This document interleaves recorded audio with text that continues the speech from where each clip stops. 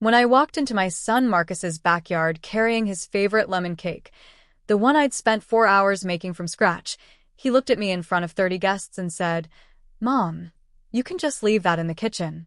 The help knows where things go." The words hit me like a slap across the face with frozen hands. I stood there, the cake plate trembling in my grip, feeling every single eye turn toward me.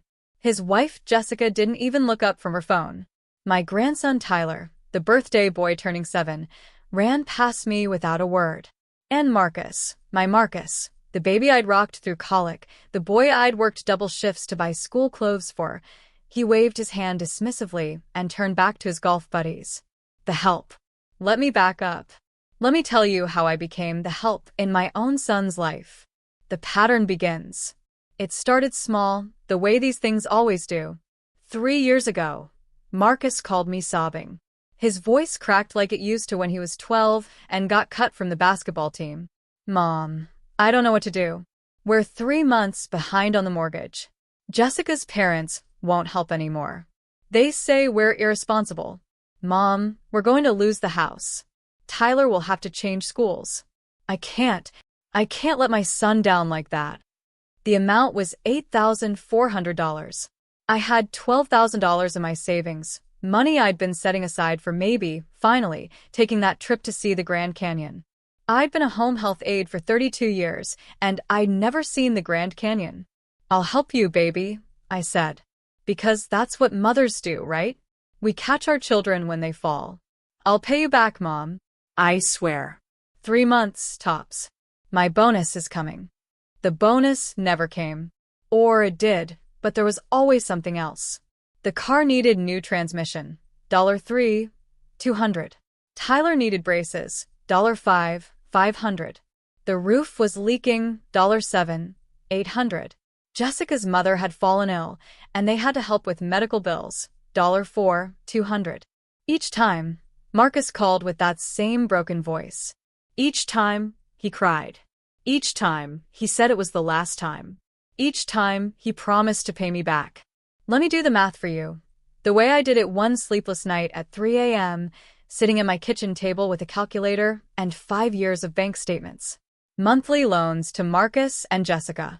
Year 1, $28,400 total. Year 2, $32,600 total. Year 3, $41,200 total. Year 4, $38,900 total. Year 5, $44,300 total.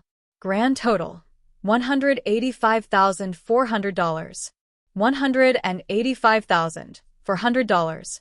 Do you know how much I made as a home health aide? $42,000 a year before taxes. Do you understand what I'm saying? I gave my son nearly 5 years of my salary. Money I'd saved since I was 23 years old. Money I'd put away $5 at a time, $10 at a time, skipping lunches and wearing the same winter coat for 15 years. The Grand Canyon Fund was gone by month 4. Then my emergency fund. Then I took out a loan against my own tiny house, the one I'd finally paid off after 28 years of mortgage payments. The house where I'd raised Marcus alone after his father decided we weren't worth staying for. The special people. But it wasn't just the money. God, I wish it had only been the money. "Mom, I need you to watch Tyler this weekend. Jessica and I are going to Napa for our anniversary. Mom, can you pick Tyler up from school every day this week? Jessica's starting a new Pilates class. Mom, Tyler needs help with his science project.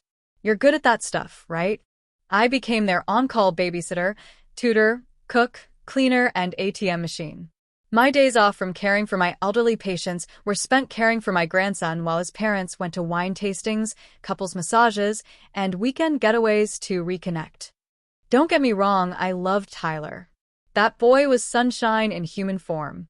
But every time I said yes to watching him, Jessica would add something. "Oh, since you're here, could you just throw in a load of laundry? Would you mind meal prepping for the week? You know how busy we are. The guest bathroom could use a deep clean if you have time." If I have time. As if my time was worth nothing. As if I hadn't just worked a 10-hour shift helping Mrs. Patterson to the bathroom and making sure Mr. Chin took his heart medication.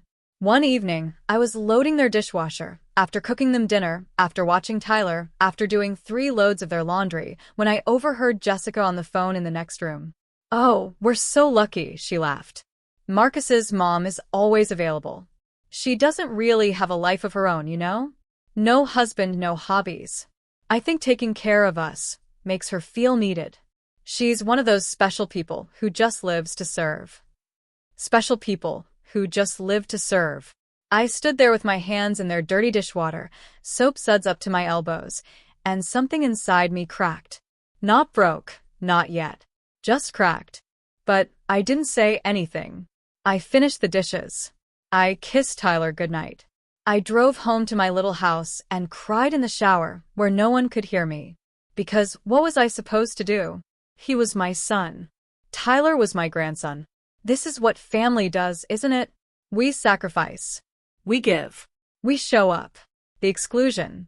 Tyler's 6th birthday party. I found out about it on Facebook. I was scrolling through my feed during my lunch break, eating a peanut butter sandwich in my car between patient visits, when I saw the photos. Marcus and Jessica's backyard transformed into a carnival wonderland. A actual carnival, with a Ferris wheel, game booths, a petting zoo, and a magician. Tyler's face, painted like a tiger, beaming at the camera. The caption read, "Best day ever with our favorite people. So grateful for family and friends who make life magical. Hashtag blessed, hashtag birthday boy, hashtag family first." I scrolled through 43 photos. Aunts, uncles, cousins, neighbors, Jessica's entire family, Marcus's college friends. Everyone. Everyone except me. My hand shook so badly, I dropped my phone. The screen cracked, a spiderweb fracture right across Tyler's smiling face. Just like something was fracturing inside my chest. I called Marcus that night. My voice came out smaller than I intended. "Honey, I saw Tyler's party looked wonderful. I didn't know about it." "Oh." Pause. "Yeah, Mom, it was kind of a last-minute thing." The Ferris wheel looked last minute. "Look, Mom, we just wanted to keep it small. Family only. Family only." The words sat in my stomach like stones. "I'm your mother, Marcus." "I know, Mom. But you understand, right? Jessica's parents paid for everything, and they wanted to keep the guest list to people who, people in our circle. Our social circle. It was their gift to Tyler. I've given you over $185,000, Marcus." Silence. Long, heavy silence. "That's different, Mom. That was you helping us out. That's what parents do." This was about Tyler having a special day with his peers. His peers. At 6 years old, my grandson had peers I wasn't fit to be around. Plus, Marcus continued, his voice taking on that edge I'd started to hear more often, "you would have felt out of place. Jessica's family is they're wine people, Mom. Country club people. You would have been uncomfortable." He was protecting me, you see. Protecting me from the discomfort of being around people who thought they were better than me. By excluding me from my own grandson's birthday party. "I would have liked to have been invited," I whispered. "Mom, don't be dramatic. We'll do cake with you next week. Just the 4 of us. Isn't that better? Quality time." It wasn't better. It was placation. It was a pat on the head. It was being sent to the kids' table at Thanksgiving. But I said, "Okay, honey, that sounds nice." Because what else could I say? The birthday invoice. The next week, I showed up for the promised quality time birthday celebration. I brought the lemon cake, Tyler's favorite, and a gift, a set of books about scientists and inventors. Tyler loved asking how things worked. I spent $87 on those books. That probably doesn't sound like much to you, but it was a full day's wages after taxes. I'd seen them in the bookstore window and imagined Tyler's eyes lighting up. Jessica opened the door. She looked at the cake carrier and gift bag with an expression I couldn't quite read. "Oh, Diana. You didn't have to bring anything." Diana. When had she stopped calling me Mom? Of course I did. It's Tyler's birthday. She let me in, but something felt off. The house was cold, not temperature cold, but atmosphere cold. Marcus barely looked up from his laptop at the kitchen counter. Tyler was on his iPad in the corner. "Tyler, honey, Grandma's here." I called out.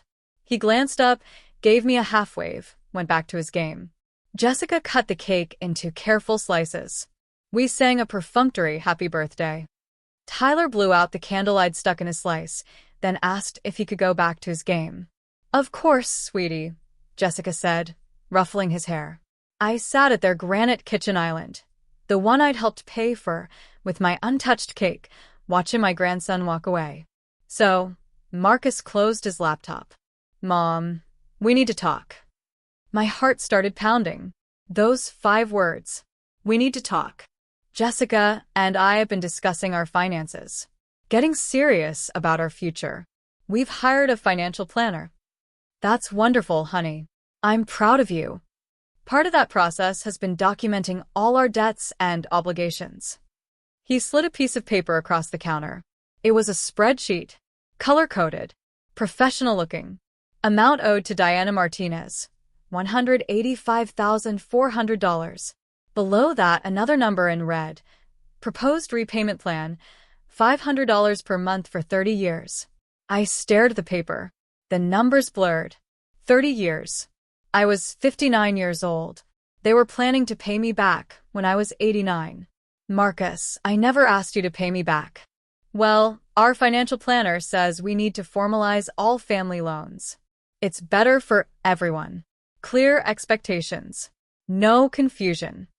$500 a month, I said slowly. That's $6,000 a year.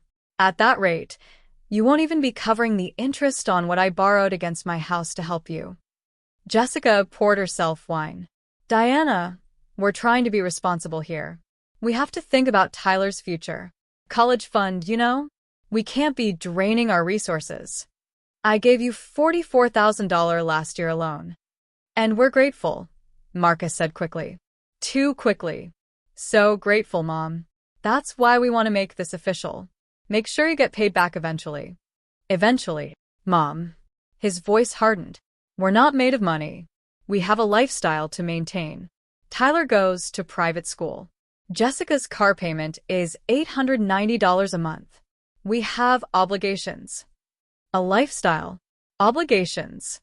These were new words in his vocabulary. Or maybe they'd always been there, and I just hadn't wanted to hear them. What if I said I needed some of that money now? The question came out before I could stop it. What if I said I'm tired, Marcus? That I work 10-hour days taking care of other people's parents because I gave you my retirement? His face changed. Closed off, like shutters slamming over windows. "Mom, that's emotional manipulation. Jessica's therapist warned us about this." About what? About toxic family dynamics. Guilt tripping. Using money as control. I felt like I'd been punched in the stomach. Marcus, I never once asked you for anything back." "Exactly," Jessica chimed in. "Which is why this feels like it's coming from an unhealthy place. Our therapist says that martyrdom is a form of manipulation. That people who give without being asked are often trying to create obligation." Martyrdom. Manipulation. These clinical words for what I thought was love. "I think," Jessica continued, swirling her wine, "we need some boundaries. Healthy boundaries. It's not fair to Tyler to have this tension in his life." "What tension?" "I love Tyler. I've never done anything but love him." "It's the way you love him," Marcus said. "It's intense, Mom. Suffocating. Tyler's mentioned he feels guilty when we tell him no to things because he knows you'd say yes. Do you see how that puts us in a bad position?" The room tilted. They were making me the villain. Somehow, in this conversation, I had become the problem. "So, what are you saying?" Marcus and Jessica exchanged a look. One of those married people looks that communicates volumes. "We think," Marcus said carefully, "it would be better if you called before coming over. If you waited for us to reach out about visits. Just gave us some space to be our own family unit. I'm your mother. You're Tyler's grandmother. There's a difference. You're not his parent." Every word was a knife. Clean. Surgical. Precise. I stood up, legs shaking. "I should go." "Mom, don't be like this. We're trying to be mature about things." The cake, I said stupidly, pointing at it. Should I take it? We'll keep it, Jessica said. Thank you for bringing it. I walked to the door in a daze. Turned back. Marcus was already opening his laptop again. Jessica was refilling her wine. When you call next time, Jessica called out, not looking at me. Maybe text first. Calls can be intrusive. I drove home and sat in my driveway for an hour. The steering wheel was damp where I'd gripped it. I couldn't remember crying, but my face was wet. That night, I calculated something new. Not money. Time. Hours I'd spent at Marcus and Jessica's house in the past year. Childcare. Approximately 780 hours cleaning and cooking. Approximately 312 hours miscellaneous help. Approximately 156 hours. Total, 1,248 hours. At my hourly rate as a home health aide, $20.19/hour, that was $25,197 worth of labor. On top of the $44,000 in cash. $69,197 in 1 year. And I'd been told I was suffocating. Manipulative. That I needed to wait to be invited into my own family. I thought that was the bottom. The worst it could get. I was wrong. The real betrayal was still coming.